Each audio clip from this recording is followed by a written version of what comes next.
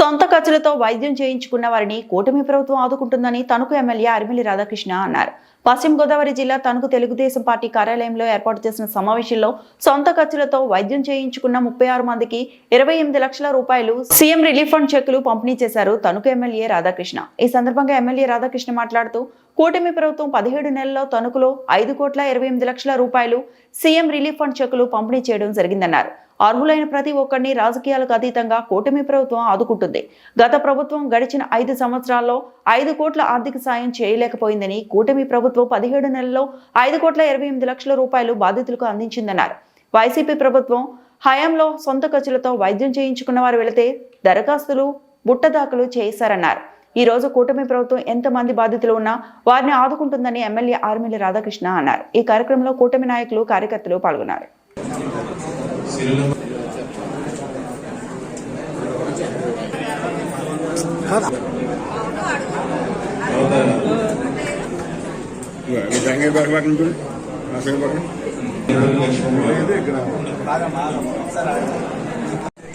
కొద్దిగా అనుకున్నది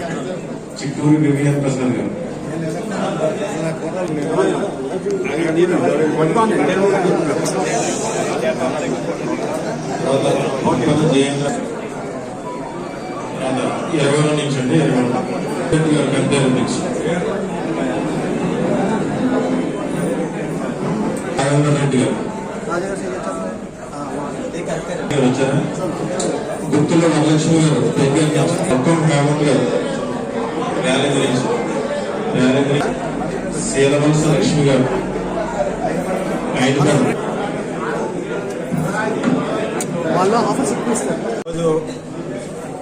నియోజకవర్గంలో వివిధ గ్రామాలు, అదేవిధంగా తణుకుపట్నం నుంచి అనేక మంది ఎవరైతే సొంత ఖర్చులతో వైద్యం చేయించుకున్నారో అటువంటి వారి కోసం ముఖ్యమంత్రి సహాయ నిధి నుంచి నిధులు మంజూరు చేయడం జరిగింది. దానిలో భాగంగా ఈరోజు 36 మంది లబ్ధిదారులకి 28,76,854 రూపాయలు చెక్కుల ద్వారా వారందరికీ కూడా అందించడం జరుగుతుంది. ఇప్పటి వరకు 17 నెలలు కూటమి ప్రభుత్వం ఏర్పడిన తర్వాత ఈ 17 నెలల్లో 5,18,48,593 రూపాయలు వివిధ లబ్ధిదారులకి ముఖ్యమంత్రి సహాయ నిధి నుంచి చెక్కుల ద్వారా అందించడం జరిగింది.